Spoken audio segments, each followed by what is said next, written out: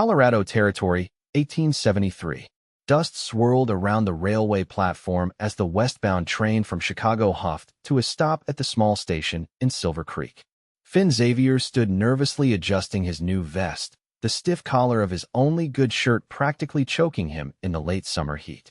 At 24, he had never met the woman who would soon be his wife, a bride chosen through correspondence and a small photograph that had traveled over 1,000 miles to reach him. The station agent raised an eyebrow at Finn. "Mail-order bride coming in today, Xavier?" Finn nodded, his throat suddenly dry. "Yes, sir. Miss Dorothy Palmer from Pennsylvania." "Well, best of luck. Johnson over in Elkhorn sent his back last month. Said she wasn't what he was expecting." The man chuckled. These Eastern ladies don't always take to frontier life. A cold knot formed in Finn's stomach. He'd spent nearly everything he had on the bride agency fees and her train ticket. His small ranch wasn't much, just a sturdy cabin, 60 acres, and a growing herd of cattle. But it was his, built with his own hands after years of working for others.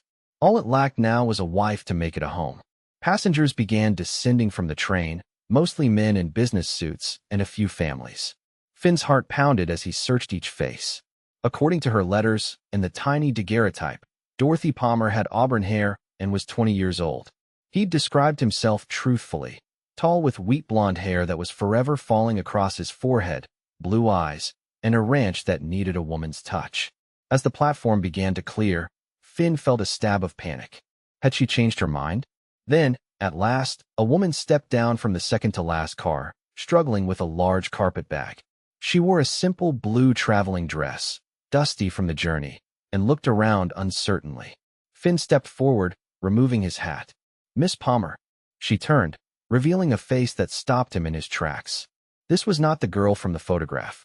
The woman before him was beautiful, with rich chestnut hair pinned back from her face and extraordinary green eyes.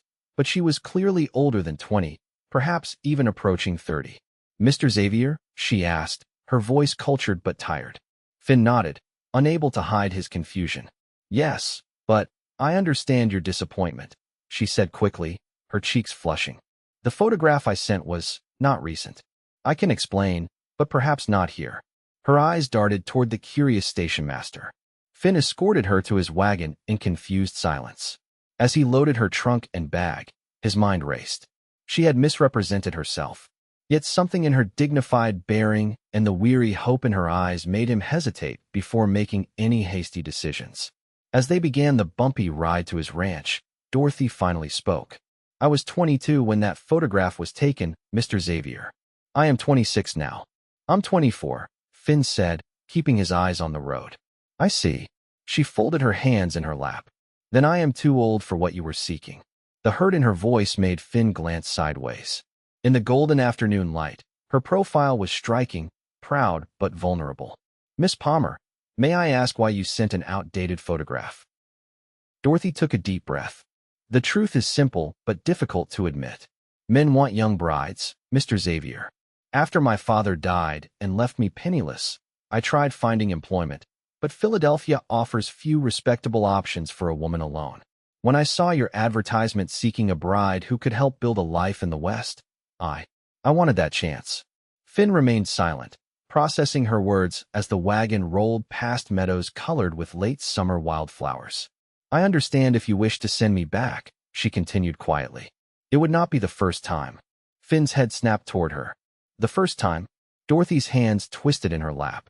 "I arrived in Denver 3 weeks ago as a bride for a rancher named Hargrove. When he saw I was older than my photograph, he immediately declared our arrangement void. He put me on the next train east with barely enough money for food. Your advertisement in the Denver newspaper seemed like providence, my last chance before returning to nothing." Something protective stirred in Finn's chest. "He just sent you away? Without even speaking with you?" He said he wanted a younger woman who could bear many children. Her voice was steady, but Finn could hear the humiliation beneath her composure. They traveled in silence for several minutes. Finn found himself studying her whenever the road allowed. The graceful way she held herself despite her circumstances, how she observed the landscape with genuine interest rather than dismay like many Eastern women. "Miss Palmer, I won't send you back," Finn said finally. "At least not today. You've traveled far. and you deserve a decent meal and proper rest before any decisions are made. Relief softened her features. Thank you, Mr. Xavier. That is most generous. As they crested the last hill, Finn's ranch came into view. A modest cabin with smoke curling from the chimney, a barn, corral, and the snow-capped mountains rising majestically behind it all. It's beautiful, Dorothy whispered. It's small, Finn corrected. It's a home, she replied. Something I haven't had in quite some time. Finn felt an unexpected warmth spread through his chest at her words. He helped her down from the wagon, noticing how she straightened her travel-wrinkled dress and patted her hair before approaching the cabin. I had my neighbor's wife, Mrs. Hollister, come prepare a meal earlier today, Finn explained as he opened the door. I thought you might be hungry after your journey. The simple cabin was spotlessly clean. A small table was set with Finn's best dishes, mismatched but carefully arranged, and a pot of stew simmered on the iron stove. Fresh-cut wildflowers stood in a jar at the center of the table. Dorothy's eyes widened at the thoughtful preparation. You went to considerable trouble, Mr. Xavier. Finn, please. He set her bags down, suddenly self-conscious about the cabin's plainness. It's not much, but it's lovely, she interrupted, her fingers brushing the wildflowers. Truly. Over dinner, Finn found himself increasingly drawn to Dorothy's intelligence and quiet dignity. She asked thoughtful questions about the ranch and his plans for expansion, listened with genuine interest to his explanations of cattle breeding and water management, and shared stories of her life in Philadelphia that frequently made him laugh. You seem to know quite a lot about running a household, Finn observed as she expertly mended a tear in his spare shirt after dinner, a task she'd volunteered for when she noticed it hanging by the stove. My mother died when I was 16, Dorothy explained, her needle flashing in the lamplight. I managed our household while my father taught at the university. When he fell ill, I ran everything: accounts, correspondence, staff management, while caring for him. Finn watched her capable hands. Those are valuable skills on a ranch. Yes, but apparently not as valuable as youth and the promise of many children, she replied with a sad smile. Later that night, Finn made a bed for himself near the fireplace, insisting Dorothy take the small bedroom.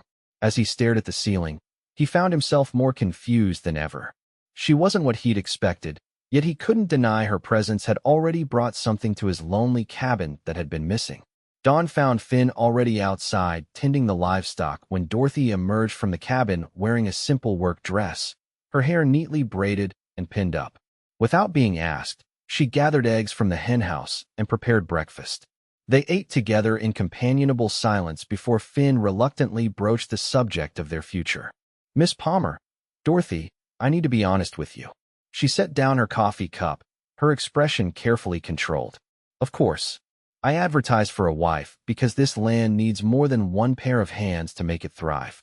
I need a partner who can work alongside me, someone who understands that ranch life means long days and uncertain rewards. I am not afraid of hard work, Finn. I believe that, he said, surprised to discover he truly did. But there's another matter. I always imagined having children, a family to pass this land to someday. Color touched Dorothy's cheeks. I am 26, not 40. Many women my age have children. Finn felt his own face grow warm. Yes, of course. I didn't mean to imply. Mr. Hargrove said a woman my age would be barren within a few years, she said flatly. Is that your concern as well? No, Finn exclaimed, then lowered his voice. No, I don't know what to do here. You're not who I expected, but I like who you are. Hope flickered in Dorothy's eyes. What are you saying? Finn ran a hand through his hair, struggling to articulate his jumbled thoughts. I propose a compromise. Stay for 1 month, not as my wife, but as my guest and potential partner. Let us learn if we suit each other before making any permanent decisions. And if we don't suit, then I will personally escort you wherever you wish to go and provide funds for your journey and settlement. Dorothy considered his offer, her fingers absently tracing the wooden table's grain. 1 month seems reasonable, but I cannot be your guest entirely. I must earn my keep. Very well. You will help with the ranch work, and I will pay you fair wages for your labor. Those wages will be yours regardless of what we decide at the end of the month. Agreed. Dorothy extended her hand, and Finn took it, surprised by the strength in her delicate fingers. The arrangement began awkwardly, but soon developed a comfortable rhythm. Dorothy proved herself capable and industrious, rising before dawn to prepare breakfast, maintaining the cabin with remarkable efficiency, and taking over management of the chickens, garden, and household accounts. Finn found himself impressed by her adaptability and determination, though she occasionally made endearing mistakes, like the time she attempted to gather eggs without understanding the territorial nature of the old red hen. Finn had rushed to the hen house hearing Dorothy's startled cry, only to find her backed against the wall, egg basket clutched to her chest, while the cantankerous bird strutted menacingly before her. "Don't move," Finn warned, trying not to laugh. "Old Ruby there thinks those eggs are hers." "She made that abundantly clear," Dorothy said, a reluctant smile forming. "I believe she questioned my parentage as well." Finn distracted the hen while Dorothy escaped, both of them dissolving into laughter once safely outside. It was the first time Finn had heard her truly laugh, a rich, unguarded sound that transformed her face and made something twist pleasantly in his chest. As days passed, Finn found himself sharing more of his dreams for the ranch, the expanded herd, the additional acres he hoped to acquire, the orchard he planned to plant.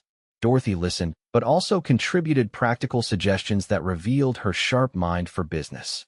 When she reorganized his chaotic account books and identified several ways to reduce expenses, Finn realized she brought skills he sorely lacked.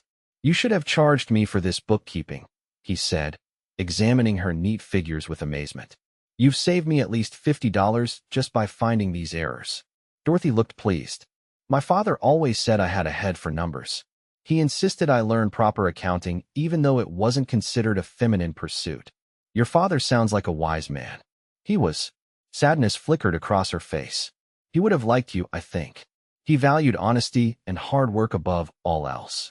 2 weeks into their arrangement, a severe thunderstorm struck the valley. Rain pounded the cabin roof while lightning illuminated the mountains in stark flashes. When the creek behind the property began to rise alarmingly, Finn realized the cow and her new calf in the lower pasture were in danger. "I need to bring them to higher ground," he told Dorothy, pulling on his oilskin coat. "I'm coming with you," she declared, already reaching for her shawl.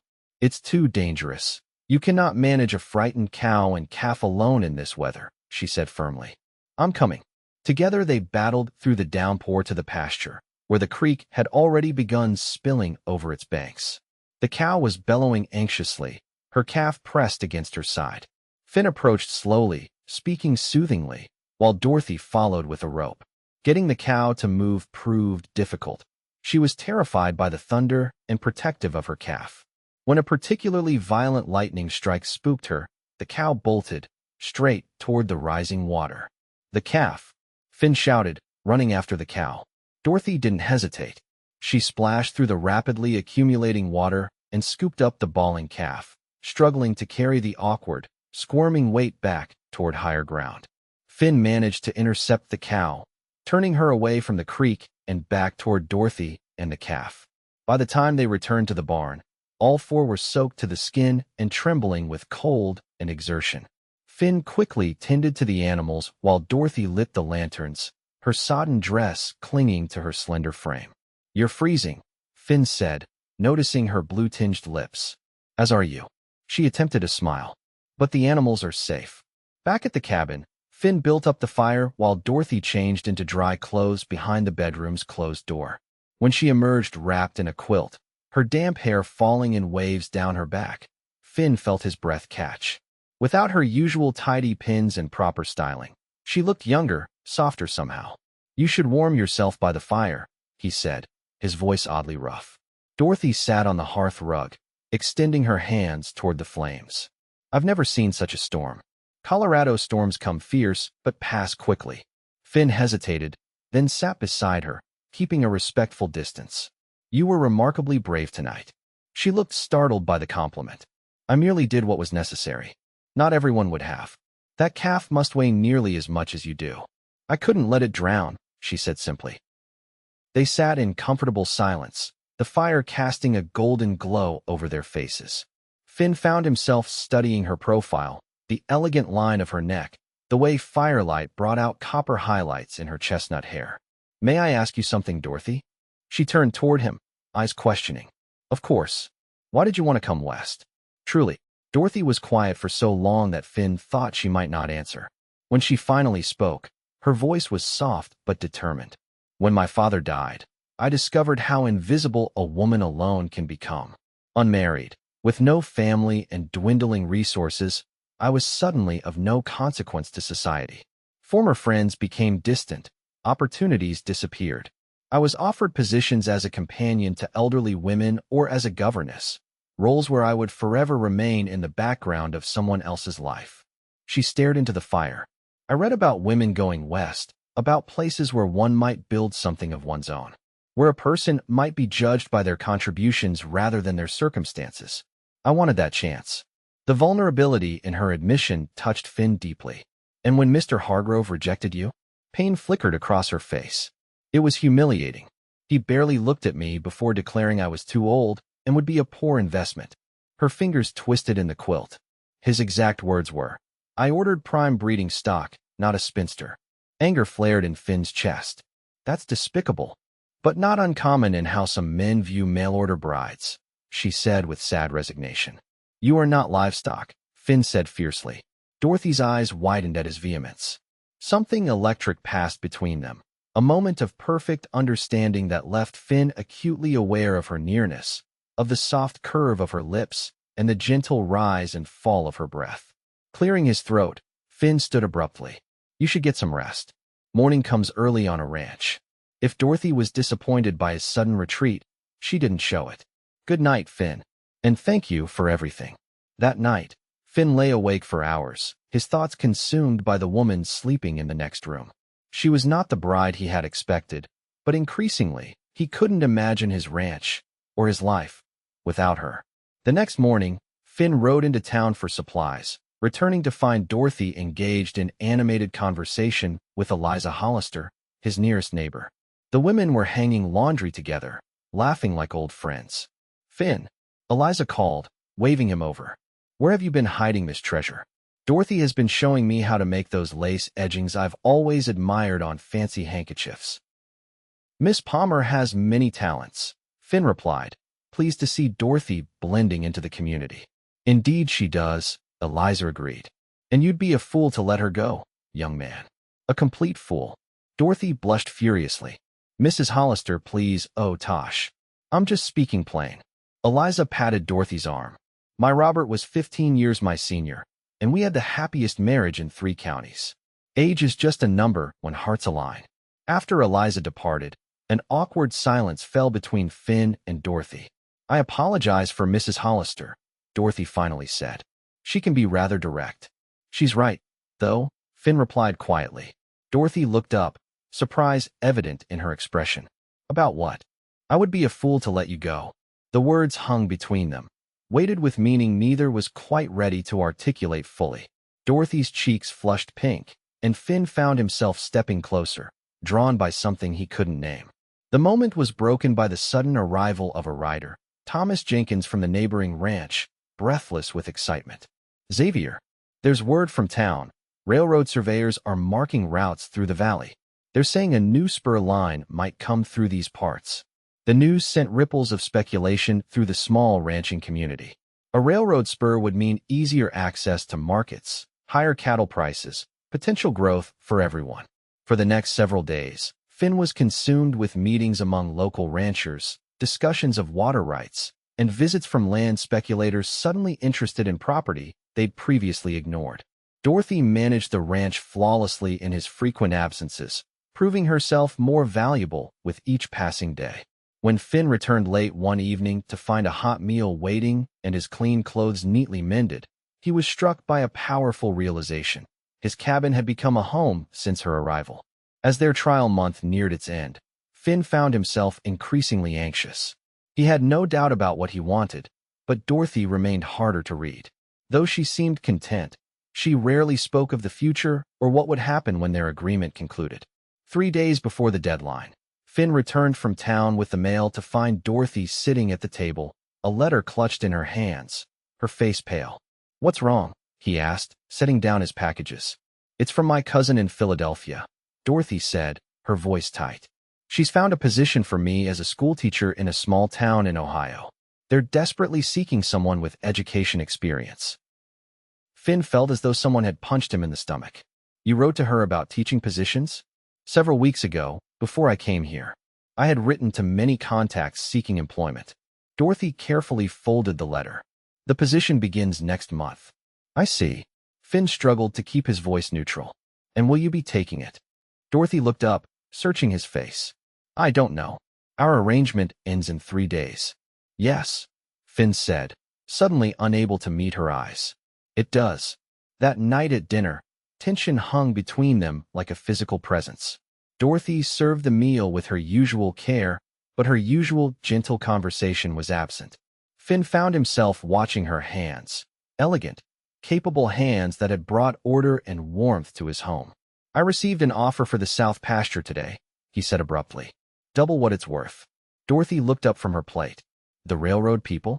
A speculator working for them, yes. Finn pushed his food around. Said the land would be perfect for a depot. Will you sell? I don't know. He met her eyes. It would mean enough money to double the size of the herd, perhaps build a larger house. Something flickered in Dorothy's expression. That sounds like a wonderful opportunity. It could be. Finn took a deep breath. Dorothy, a frantic knocking at the door interrupted him. Opening it, Finn found Thomas Jenkins again, this time wild-eyed with distress. Fire at the miller's place, he gasped. Lightning strike, the barns ablaze and spreading fast. The entire community mobilized to fight the fire. Men formed bucket brigades while women organized supplies and cared for the Miller children. Dorothy worked tirelessly alongside everyone, her fine dress ruined by soot and water as she helped evacuate livestock and comfort the distraught Miller family. It was nearly dawn before the fire was finally controlled. Though the Miller barn was lost, they had saved the house and most of the animals. Exhausted, Finn and Dorothy trudged home in silence, too tired for conversation. They slept through most of the following day. When Finn finally woke in the late afternoon, he found Dorothy at the table, writing a letter. To your cousin? He asked, pouring himself coffee. Dorothy nodded. I need to give her my decision about the teaching position. Finn's heart thumped painfully. And what have you decided? She set down her pen, looking more uncertain than he'd ever seen her. That depends. On what? On you. Dorothy's voice was barely above a whisper. On whether there might be a place for me here, beyond our arrangement. Finn felt hope surge through him. Dorothy, please, she interrupted. Let me finish. I know I'm not what you sought in a bride. I'm older than you expected, perhaps not as capable of bearing many children, though I believe I could still be a mother. Her cheeks colored. But I have come to care deeply for this place and for you. Finn crossed the room in 3 strides, kneeling beside her chair and taking her hands in his. Dorothy Palmer, I have been a complete fool. Her eyes widened in confusion. I don't understand. When I sent for a bride, I thought I knew exactly what I wanted. Someone young, someone who matched a list of qualities I decided were important. Finn squeezed her hands. But then you arrived, and you were nothing like I expected, and everything I never knew I needed. Hope dawned in Dorothy's eyes. Finn, I don't want you to stay as my employee or my guest.